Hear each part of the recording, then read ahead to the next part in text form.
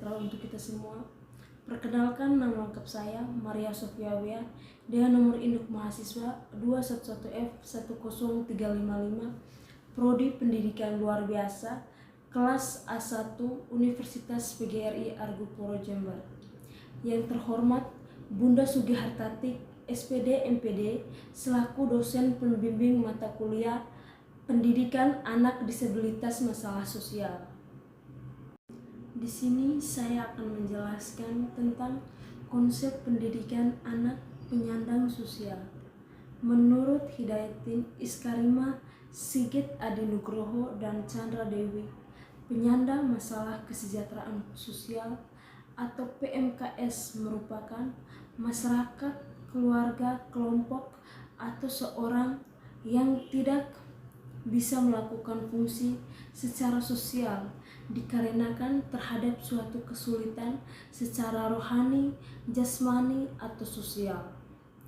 Pengelompokan daerah berdasarkan PMKS sangat penting dilakukan untuk memberikan gambaran masalah PMKS dengan tujuan kebijakan yang diambil tepat sasaran. Anak penyandang masalah sosial adalah seorang anak yang memiliki hambatan, kesulitan atau gangguan, tidak dapat melaksanakan fungsi sosialnya, sehingga tidak dapat terpenuhi kebutuhan hidupnya, jasmani, rohani, dan sosial, secara memadai dan wajar. Hambatan, kesulitan, dan gangguan tersebut dapat berupa kemiskinan, keterlantaran, kecacatan, ketunaan sosial, keterbelakangan, keterasingan, dan perubahan lingkungan secara mendadak yang kurang mendukung seperti terjadinya bencana. Yang kedua, faktor anak penyandang masalah sosial. Faktor penyebab timbulnya masalah sosial di kehidupan masyarakat sehari-hari yaitu karena adanya faktor keluarga, lingkungan, dan pendidikan. Muncul dan timbulnya berbagai permasalahan sosial di lingkungan masyarakat setempat tidak terlepas dari adanya kekurang-kurangan, di mana kekurangan itu ada dalam diri manusia maupun kelompok sosial di masyarakat yang bersumber dari faktor ekonomi, budaya, biologis, dan faktor penyebab lainnya. Masyarakat yang hidup punya cara tersendiri dalam menentukan berbagai norma, nilai yang ada. Itu menjadi konsensus bersama yang dilaksanakan. Apabila ada penyimpangan dari konsensus tersebut, maka itulah gejala sosial atau bagian dari masalah sosial yang melawan norma atau nilai yang disebut dengan abnormal. Ada beberapa faktor yang bisa menjadi penyebab terjadinya masalah sosial di kehidupan. Faktor keluarga. Keluarga menjadi tempat pertama bagi seseorang memulai mengenali interaksi dan komunikasi serta sosialisasi itu terjadi. Mulai dari individu memperhatikan tindakan, perilaku, interaksi, dan komunikasi yang diperlihatkan orang tua kepada anaknya. Rumah pertama yang menjadi tempat untuk berlindung, berteduh, serta menjalin keharmonisan hidup. Oleh karena itu, menjadi penting untuk setiap orang tua dalam keluarga memberikan contoh yang baik kepada anaknya dalam kehidupan sehari-hari. Jangan sampai memperlihatkan suatu tindakan, perilaku yang menunjukkan adanya pelanggaran terhadap norma dan nilai tersebut, yang nantinya akan berdampak kepada individu si anak, bisa saja menular dan ditiru oleh anak dalam aktivitas sehari-hari di lingkungan masyarakat. Contohnya, orang tua sebisa mungkin untuk memberikan sikap sopan santun, menghormati antara sesama individu maupun kelompok sosialnya, menumbuhkan rasa simpati, empati, peduli, serta sikap gotong royong dan musyawarah kepada seorang anak. Dengan demikian, sikap-sikap dan tindakan yang dilakukan bisa terus sejalan dengan nilai norma yang berlaku di masyarakat. Bisa saja ketika keluarga tidak dapat memberikan contoh yang baik kepada anaknya maupun kepada orang yang terdekat di keluarga, kemudian dapat menimbulkan berbagai masalah sosial di masyarakat karena tidak ada pemberian nilai dan norma kepada individu tersebut. Faktor lingkungan. Lingkungan masyarakat di mana individu itu sering melakukan komunikasi dan interaksi sosial menjadi penting. Karena lingkungan bisa saja memberikan pengaruh terhadap munculnya berbagai penyimpangan atau penyakit sosial di masyarakat. Misalnya, contoh pada lingkungan warganya yang sering melakukan bermain judi, mabuk-mabukan, atau sering melakukan tindakan kriminal. Maka secara tidak sadar, seorang individu yang berada di lingkungan tersebut akan mengikuti tindakan orang di sekitarnya. Oleh karena sudah menjadi kebiasaan dan hal yang umum dilakukan oleh lingkungan mereka, sehingga individu tersebut merasakan hal yang sama untuk dilakukan. Yang ketiga, bentuk-bentuk masalah sosial pada anak. Bentuk-bentuk masalah sosial pada anak diantaranya yaitu: yang pertama, kesenjangan sosial. Kesenjangan sosial atau bisa dinamakan ketimpangan sosial, yang mana artinya yaitu terjadinya ketidakseimbangan masyarakat sehingga terjadi perbedaan yang mencolok dari masyarakat satu ke masyarakat yang lain. Kesenjangan ini bisa dilihat dari segi ekonomi antara masyarakat kaya dan miskin, dan juga bisa dilihat dari antara pejabat dan masyarakat biasa. Ketakharmonisan keluarga ini bisa juga disebut disharmonis keluarga atau kekacauan keluarga, putusnya atau retaknya peranan sosial jika satu atau beberapa anggota gagal dalam menjalankan kewajibannya atau peran dalam keluarga tersebut. Secara sosiologis, bentuk-bentuk ketakharmonisan keluarga antara lain unit keluarga yang tidak lengkap, disorganisasi keluarga karena putusnya perkawinan, adanya kekurangan dalam keluarga tersebut, yaitu dalam hal komunikasi antara anggota-anggotanya. Krisis keluarga bertindak di luar kemampuannya dengan meninggalkan rumah tangga. Krisis keluarga yang disebabkan faktor-faktor intern, misalnya karena terganggu keseimbangan jiwa salah seorang anggota keluarga. Kriminalitas merupakan tindakan yang ada di masyarakat, sangat beragam bentuknya, seperti pencurian, perampokan, dan pembunuhan. Yang berikut, kenakalan remaja. Kenakalan remaja merupakan kejahatan yang dilakukan oleh anak remaja. Pada masa remaja dikenal dengan storm dan stres, di mana terjadi pergolakan emosi yang diiringi dengan pertumbuhan fisik dan pertumbuhan psikis yang bervariasi. Yang keempat, penanganan anak bermasalah sosial. Seperti kita ketahui bahwa permasalahan sosial adalah sangat kompleks dan bersifat multidimensional sehingga penanganannya pun tidak bisa hanya dilakukan satu pihak.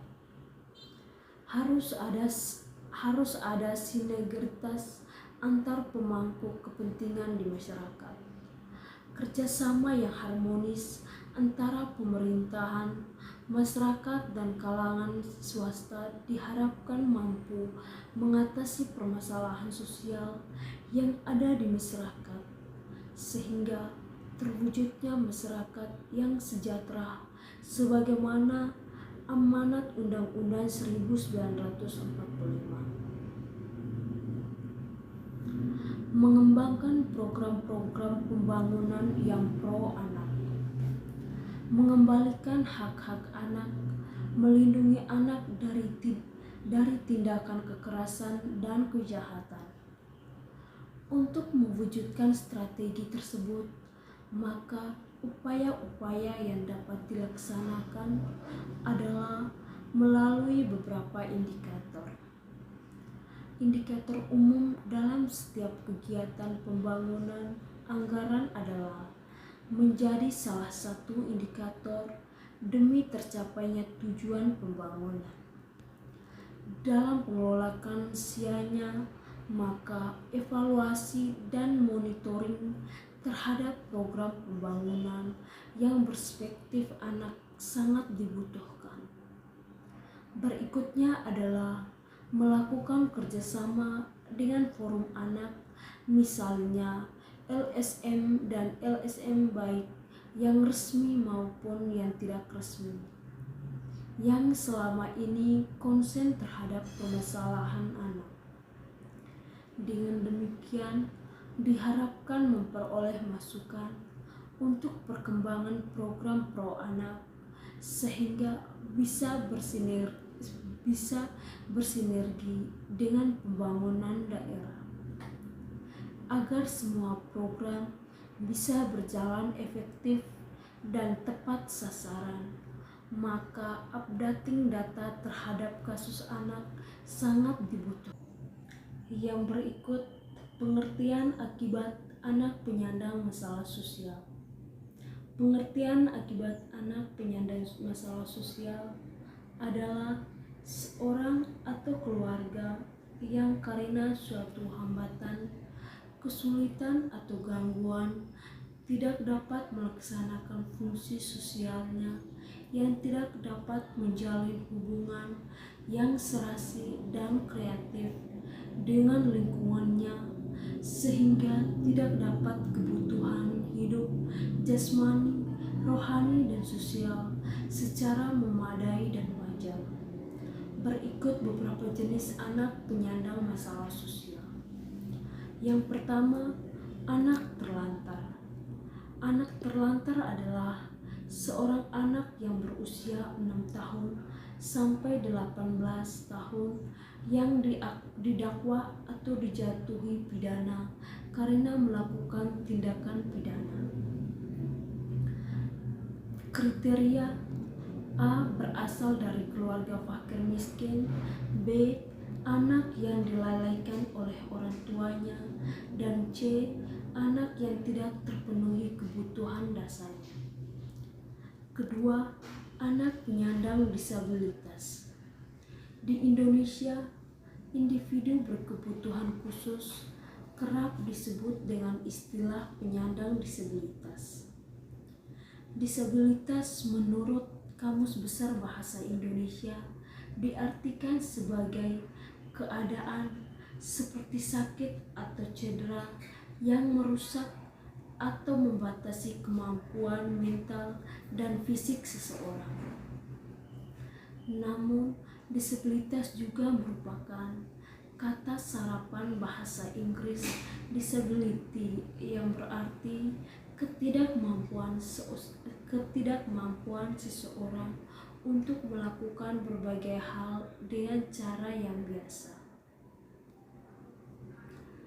Kriteria yang pertama, mengalami hambatan untuk melakukan suatu aktivitas sehari-hari.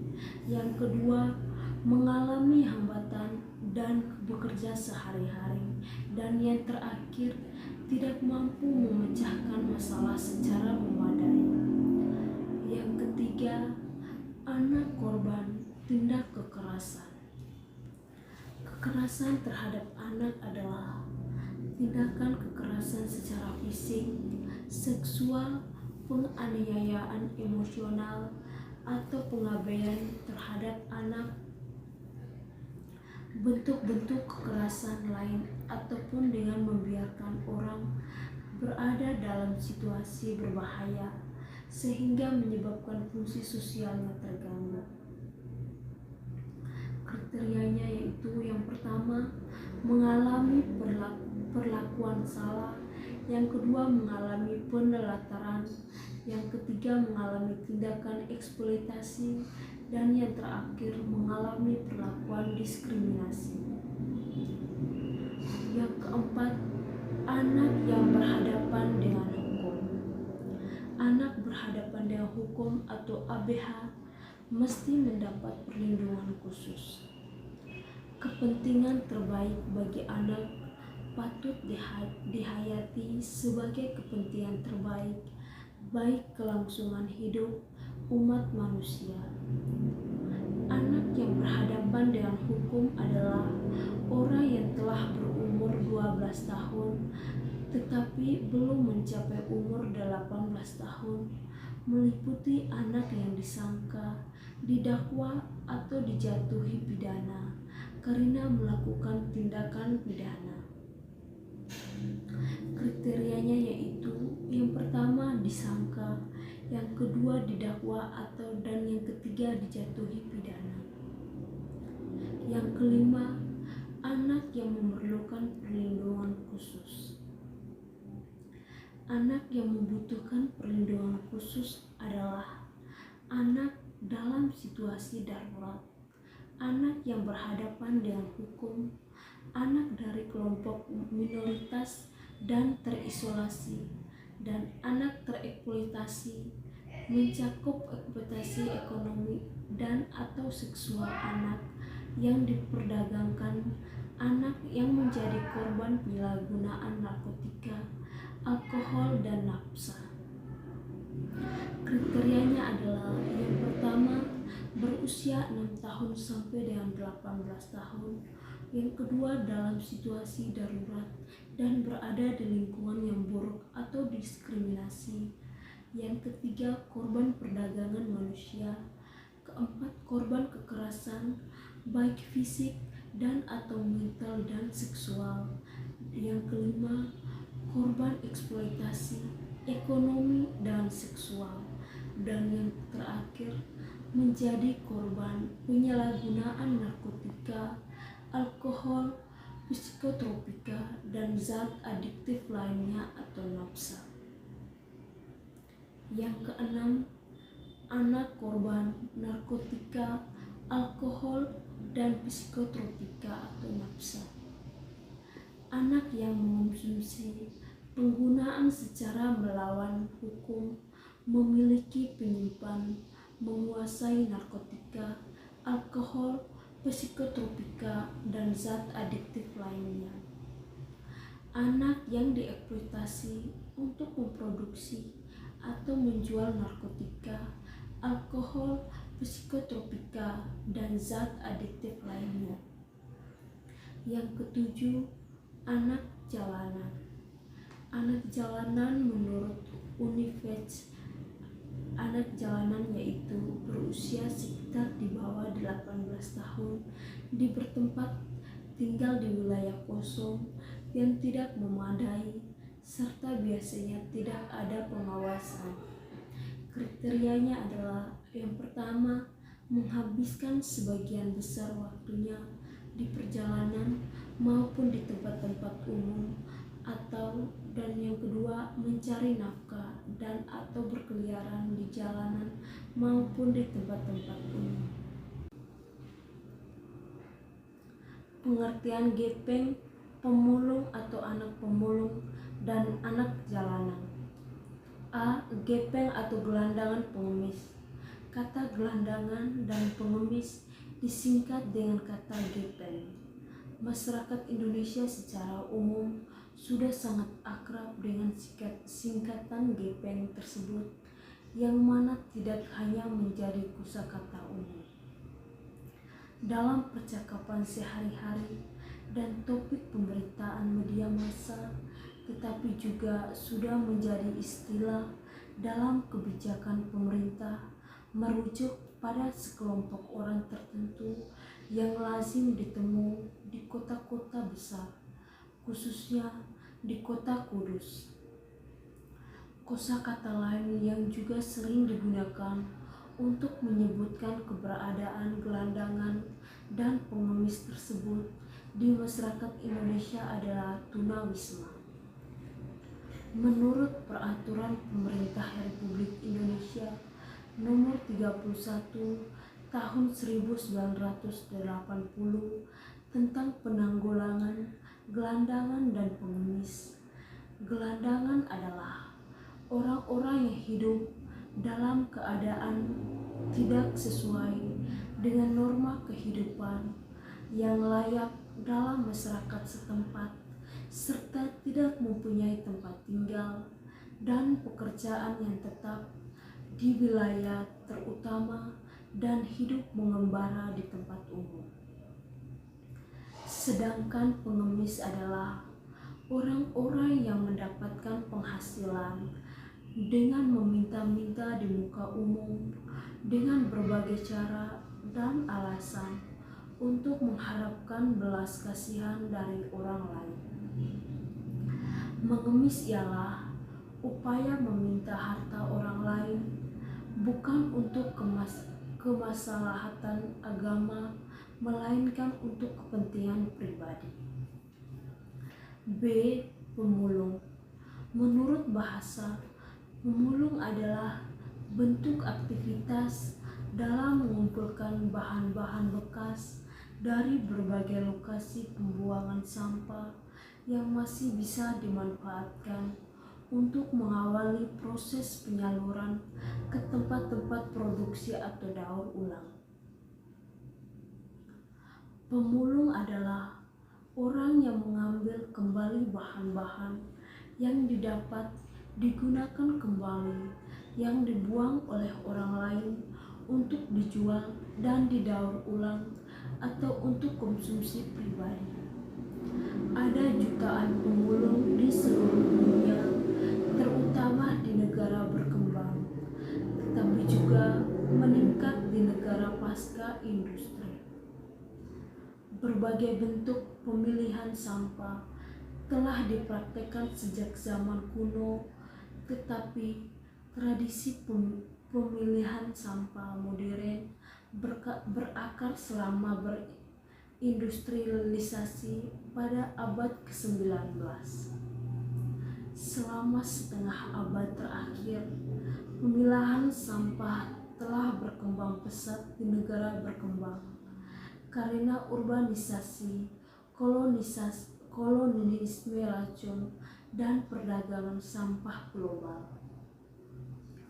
Banyak kota hanya menyediakan pengumpulan sampah padat. Peraturan Pemerintah Nomor 31 Tahun 1980 tentang penanggulangan gelandangan dan pengemis dan Magduf Ahmad, Strategi Kelangsungan Hidup Gelandangan dan Pengemis atau Gepeng, dan Jurnal Penelitian Stein. Anak jalanan adalah sebuah istilah yang mengacu pada anak tunawisma yang tinggal di wilayah jalanan. Lebih mendetail, menurut UNICEF, anak jalanan yaitu berusia sekitar di bawah 18 tahun dan bertempat tinggal di wilayah kosong yang tidak memadai, serta biasanya ada pengawasan pandangan lain yang lebih komprehensif mendefinisikan anak jalanan sebagai anak-anak yang merasa rumah mereka tidak cukup nyaman untuk menguatilisasikan diri, sehingga mereka lebih memilih untuk keluar ke jalanan. Dapat disebabkan oleh beberapa hal seperti pertengkaran rumah tangga oleh orang tua, kondisi ekonomi yang tidak memadai, dan faktor-faktor lainnya. Menurut Sahabudin, anak jalanan adalah seorang yang berumur di bawah 18 tahun yang menghabiskan sebagian atau seluruh waktunya di jalanan dengan melakukan kegiatan-kegiatan guna mendapatkan uang atau guna mempertahankan hidupnya.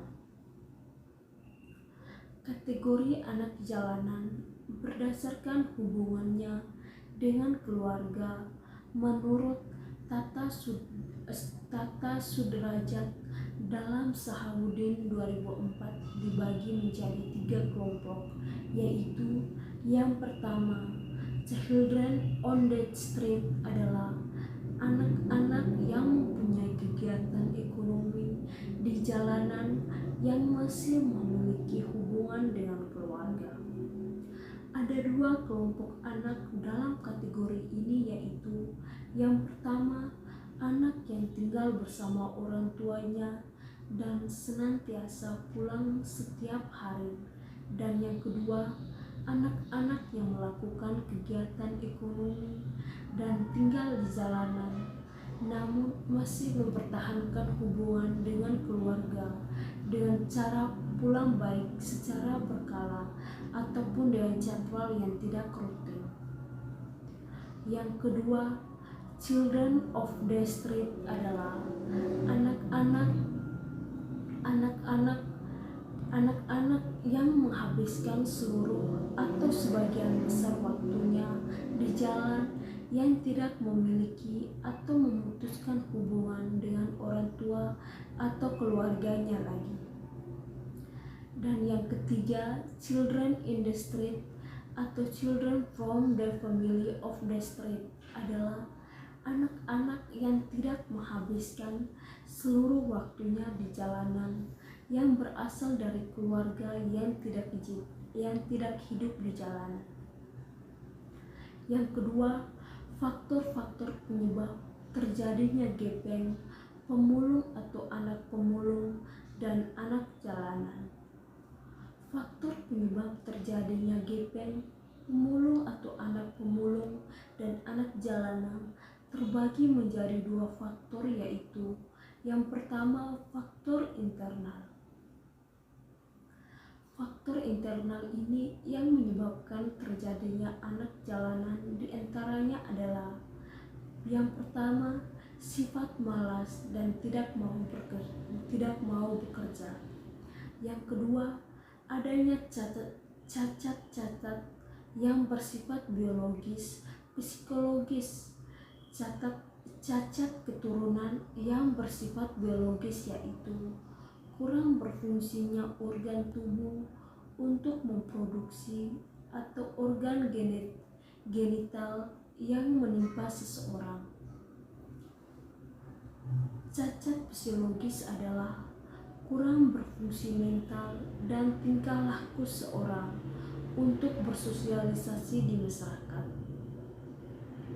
Yang ketiga, tidak ada kegemaran, tidak memiliki hobi yang sehat.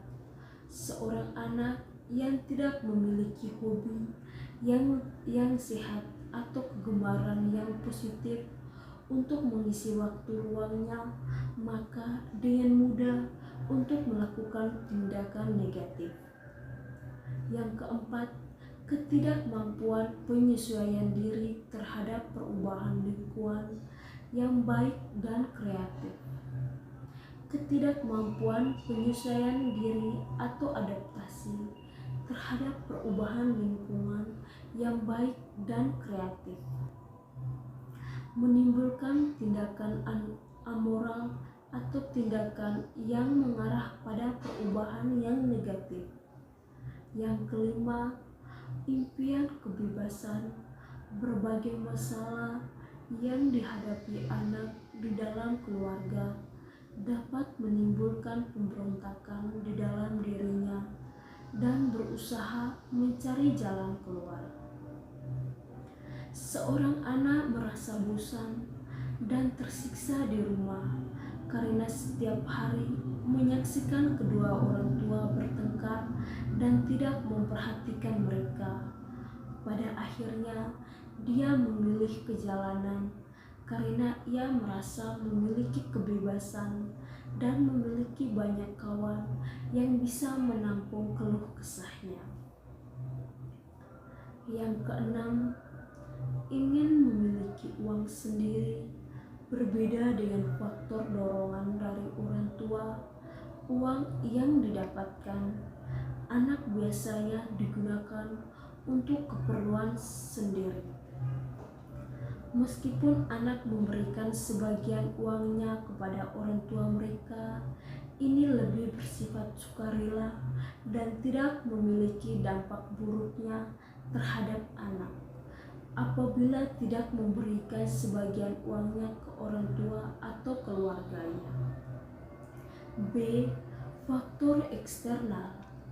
Faktor eksternal yang menyebabkan terjadinya anak jalanan diantaranya adalah: yang pertama, dorongan keluarga. Keluarga dalam hal ini biasanya adalah ibu atau kakak mereka adalah pihak yang turut andil mendorong anak-anak pergi ke jalanan. Biasanya dorongan dari keluarga dengan cara mengajak anak pergi ke jalanan untuk membantu pekerjaan orang tuanya, biasanya membantu mengemis dan menyuruh anak untuk melakukan kegiatan-kegiatan di jalanan yang menghasilkan uang. Yang kedua, pengaruh teman. Pengaruh teman menjadi salah satu faktor yang menyebabkan anak pergi ke jalanan. Pengaruh teman menunjukkan dampak besar anak pergi ke jalanan, terlebih bila dorongan pergi ke jalanan mendapatkan dukungan dari orang tua atau keluarga. Yang ketiga, kekerasan dalam keluarga. Tindakan kekerasan yang dilakukan oleh anggota keluarga terhadap anak menjadi salah satu faktor yang mendorong anak lari dari rumah dan pergi ke jalanan. Yang ketiga, karakteristik gepeng, pemulung atau anak pemulung dan anak jalanan. A. Karakteristik dan gepeng atau gelandangan dan pengemis yaitu: 1. Tidak memiliki tempat tinggal. Yang kedua, kebanyakan dari gepeng dan pengemis ini mereka tidak memiliki tempat hunian atau tempat tinggal, mereka biasanya mengembara di tempat umum. Yang ketiga, hidup di bawah garis kemiskinan. Para gepeng mereka tidak memiliki penghasilan tetap yang bisa menjamin untuk kehidupan mereka ke depan. Bahkan untuk sehari-hari saja mereka harus mengemis atau memulung untuk membeli makanan untuk kehidupannya. Yang keempat, hidup dengan penuh ketidakpastian. Para gepeng mereka hidup menggeledah dan mengemis di setiap harinya. Mereka ini sangat memperhatikan karena jika mereka sakit, mereka tidak bisa mendapat jaminan sosial seperti yang dimiliki oleh pegawai negeri yaitu askes untuk berobat dan lain-lain. Yang kelima, memakai baju yang compang-camping. Gepeng biasanya tidak pernah memperguna baju yang rapi atau berdasi, melainkan baju yang kumal dan dekil. Sekian penjelasan dari saya, kurang lebih saya mohon maaf. Terima kasih.